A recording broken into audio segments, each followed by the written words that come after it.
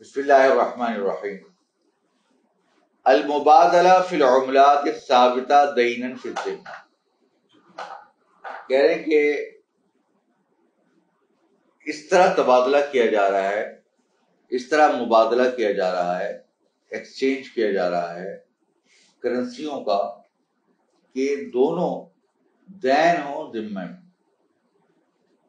دینن فی الذمہ، ادائیگی کرنی ہو.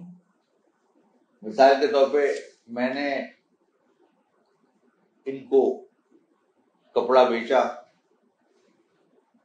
100 درہم کا، طیب کو میں نے کپڑا بیچا 100 درہم کا، اور اس سے کہا کہ تم مجھے 1 مہینے بعد کیا کرنا، 100 درہم ادا کر دینا.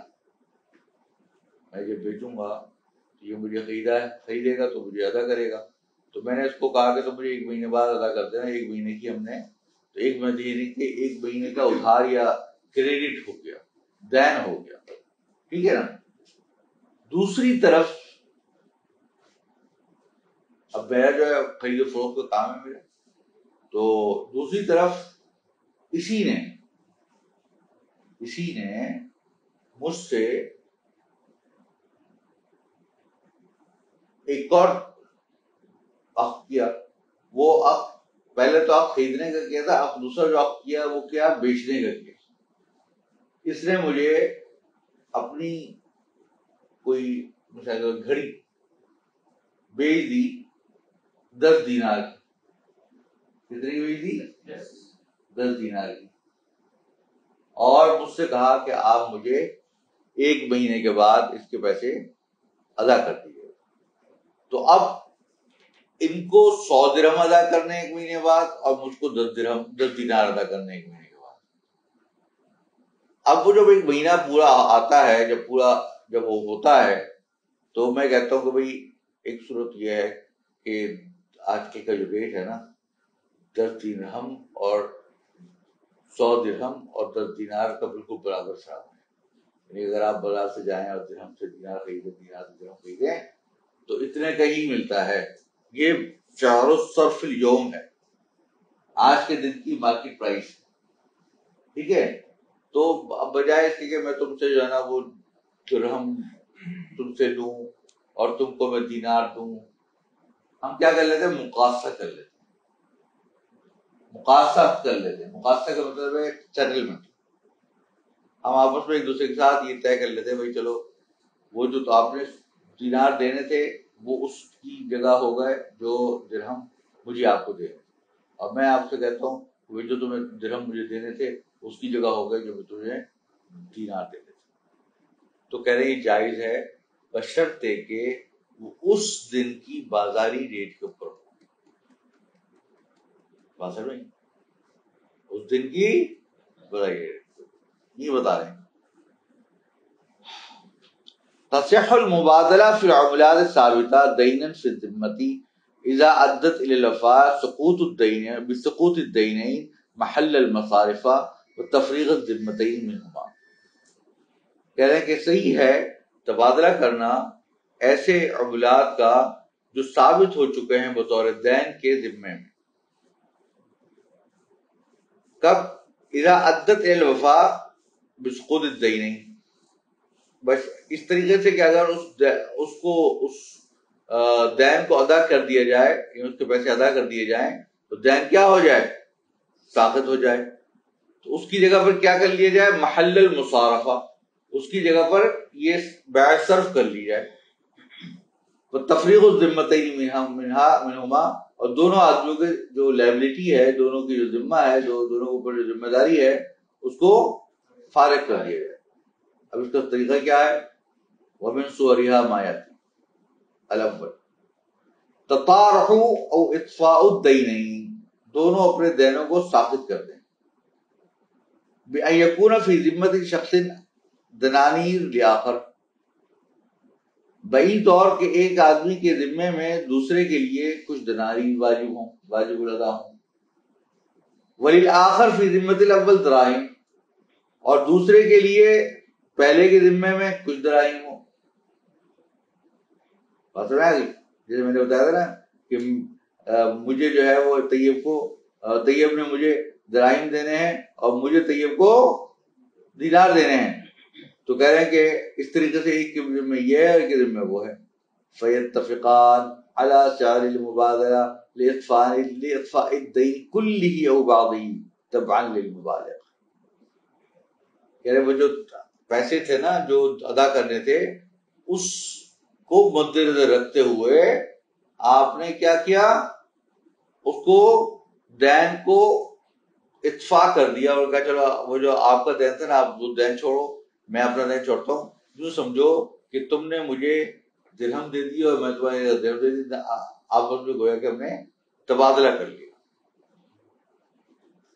تبعاً للمبالغ. ويطلق هذه العملية أيضا المقاصة, اس کو مقاصد الدین کہتے ہیں. اس کو کیا کہتے ہیں؟ دین کا مقاصہ کر لیا. یہ کام ہے. اس کو آج کل آپ کو پتا ہے جو اسٹیٹ بینک آف پاکستان ہے نا, وہ اس کا ایک جیسے اور بہت سارے کام ہوتے ہیں, ان میں سے ایک کام یہ بھی ہے کلیئرنگ کرنا.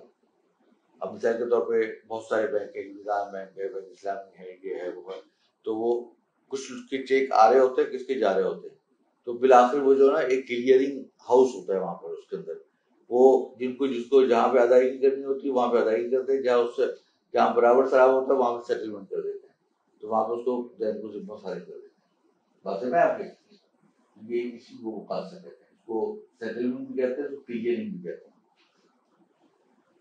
استیفاء الدین دینہ الذی هو بعملۃ ما بعملۃ اخرى على ان يتم الوفاء فورا بشرط صرفها يوم السلام.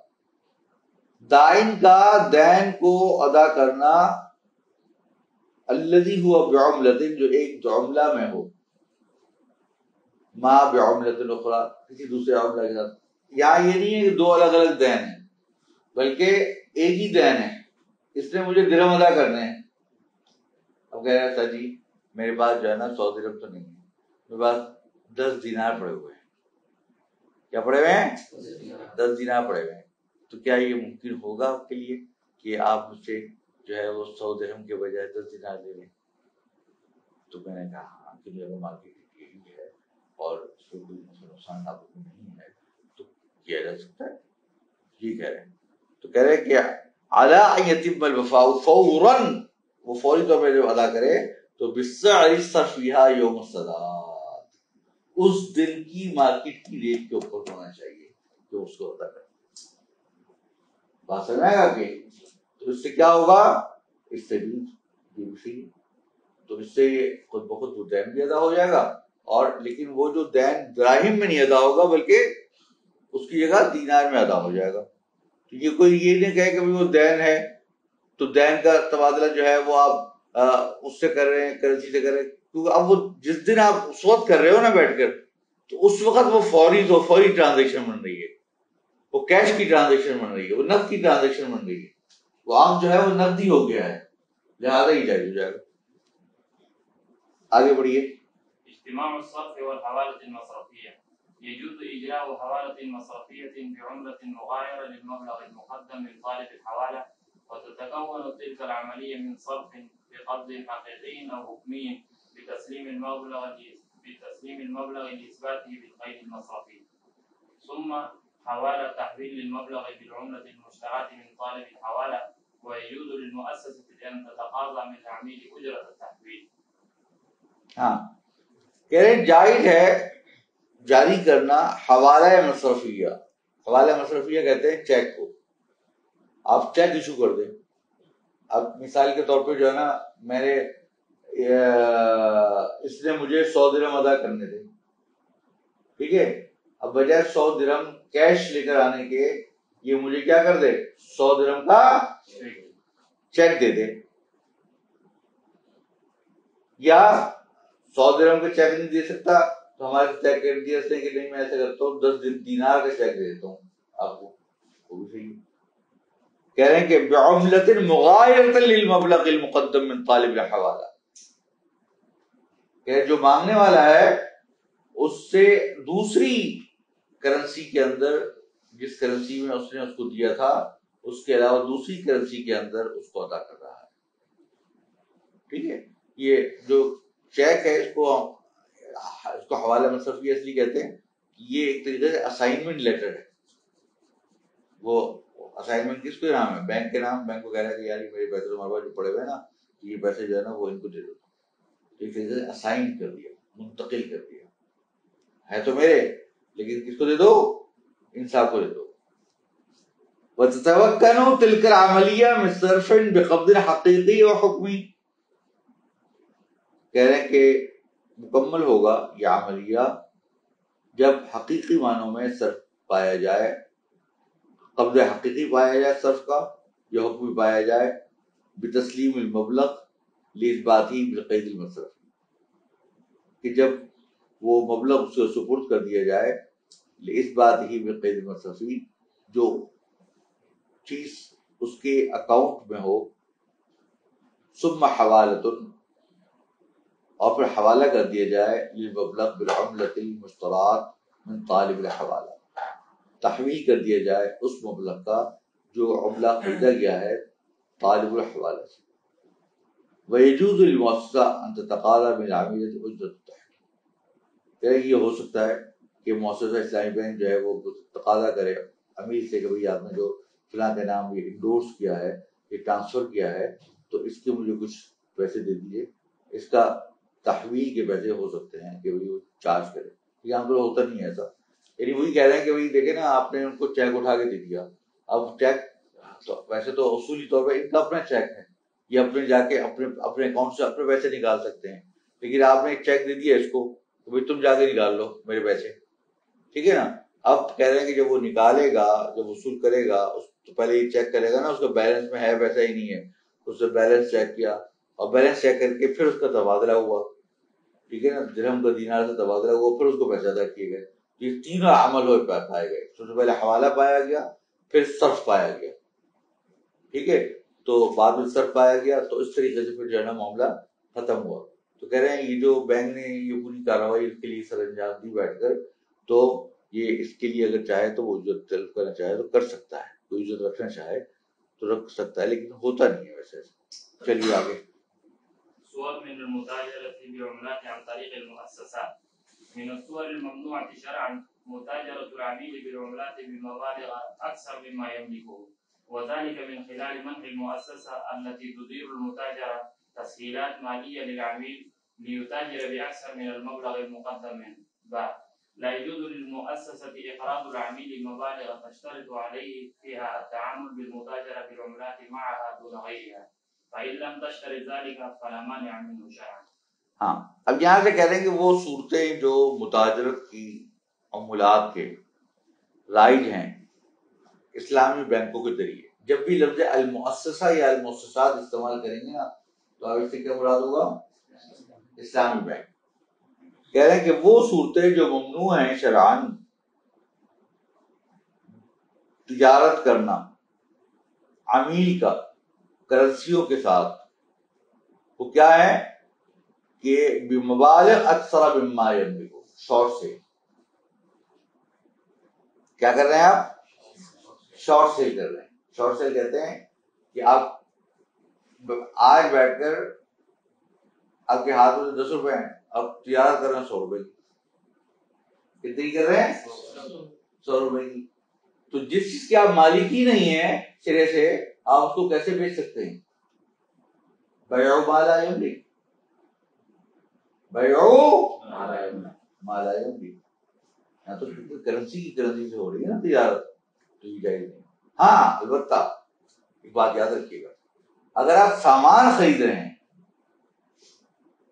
اور آپ کو ابھی پیسہ نہیں ہے، اور آپ وہ کہہ رہے کہ میں 1 مہینہ بعد دوں گا، اور آپ ابھی 10 روپے آپ دے رہے ہیں آپ کو 30 روپے مہینے کے آخر میں، اور سامان خریدا جا رہا ہے، تو وہاں چونکہ تقابل شرط نہیں ہے نا. تو اب اس سے سامان لے لیا، احد البدل میں قبضہ ہو گیا، میں آپ کو جو ہے نا اس بندے کو 30 روپے، اگر چلو ابھی 10 روپے ہیں قبضہ دے رہا ہوں، تو کوئی مسئلہ نہیں. یہاں اور یہ بات صرف کے اندر تقابل بدلین ضروری ہے. بات سمجھ آ گیا آپ کے؟ تو ایک بندہ جو ہے وہ کہہ رہا ہے کہ جی میں تو پیسے ہی نہیں میرے پاس، تو ہے 10 روپیہ اور تجارت کر رہا ہے کرنسی کے اندر 100 روپے کی 1000 روپے کی. کہہ رہے ہیں غلط. ٹھیک ہے نا. وذلك من خلال منح المؤسسة التي تدير المتاجرة تسهيلات مالية للعميل يتاجر بأكثر من المبلغ المقدم منه. اب آخر سوال یہ بتا دو بھائی ایسا ہوتا کیسے ہے؟ کوئی بندہ جو ہے تو اس کے بعد 10 روپیہ اور وہ مزے سے جو ہے تجارت کر رہا ہے بیٹھ کے وہ 100 روپے کی. کہتے ہیں کہ ہوتا یہ ہے کہ بعض اوقات بینک دیکھتا ہے کہ اس بندے کا ابھی ویسے تو حقیقی معنوں میں جو کیش ہے وہ تو 10 روپے ہے، لیکن اس کے اندر یہ صلاحیت ہے کہ یہ اس کا گوئنگ کنسرن ہے. گوئنگ کنسرن کہتے ہیں ایسا بزنس ہے جو مستقل جاری و ساری ہے. کیا ہے؟ جاری و ساری ہے. تو اس نے اس کی بزنس کی حالت کو دیکھ کر اس کو اس بات کی ایک فیسلٹی دے دی. تسہیلات کہتے ہیں فیسلٹی کو، فیسلٹی کہتے ہیں ایک طریقے سے اس کو اس بات کی ایک اجازت دے دی کہ آپ 100 روپے کی حد تک کوئی بھی قرض کے یا دیون کے مجھ سے معاملات کر سکتے ہیں، اور اگر پیسوں کی کمی ہوگی تو میں بینک دے دے گا. ٹھیک ہے، بینک دے دے گا. اور پھر بینک جو ہے کیا کرے گا، بینک نے دے دیا اور بینک جو ہے سود چارج کر لے گا. یہ عام طور پر یہ کمرشل بینکوں میں ہوتا ہے. اسی لیے کہتے ہیں وہ جو شیئر کی مارکیٹ ہے نا اس میں مارجن فائنانسنگ ہوتی ہے کہ آپ کے پاس شیئر کی قیمت جو ہے 100 روپے ہے، آپ کے پاس 10 روپیہ ہے، تو آپ نے کہا چلو 10 روپے میں دیتا ہوں، باقی جو ہے مارجن فائنانسنگ ہوگی، بینک فائنانسنگ لے کے اس سے دے دی. بینک نے ادا کر دیے. بینک نے کہا کہ مجھے جو ہے 10% تم اس کی قیمت کا ادا کر دینا ہر مہینے، اور تاکہ جو ہے تمہیں ایک طریقے سے شیئر کی فائنانسنگ مل جائے. بات سمجھ میں آئے گا؟ اس کو مارجن فائنانسنگ کہا جائے.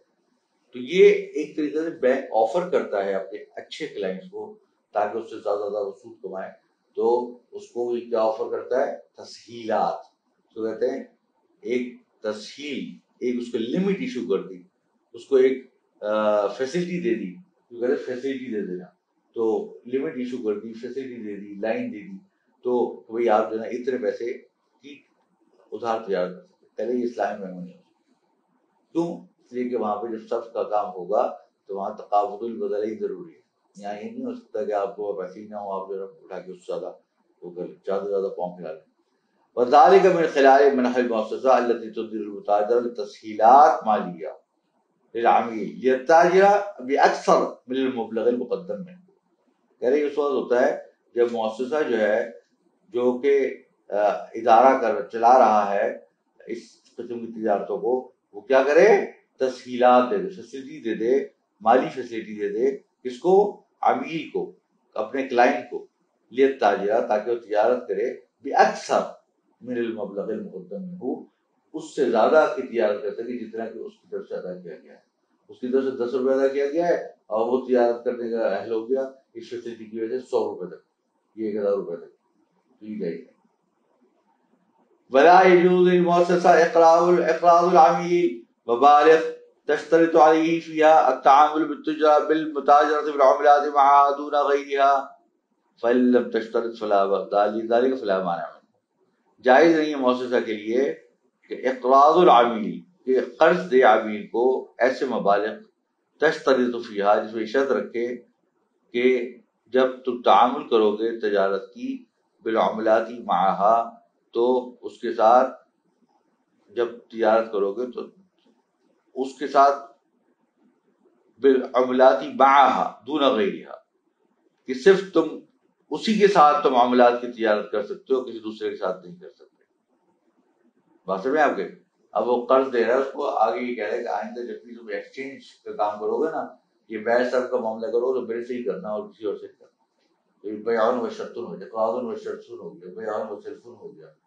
قرضے کے ساتھ آپ اس کے فائدے بھی اٹھا رہے ہیں. آپ کا مطلب یہ ہے کہ آپ اس کو قرضہ تو دیں گے لیکن یہاں پر آپ نے اس کا نفع اس کے اندر صرف کے اندر بیعٌ و سلف ہو گیا، آپ نے صرف کے اندر اس کا فائدہ اٹھا لیا.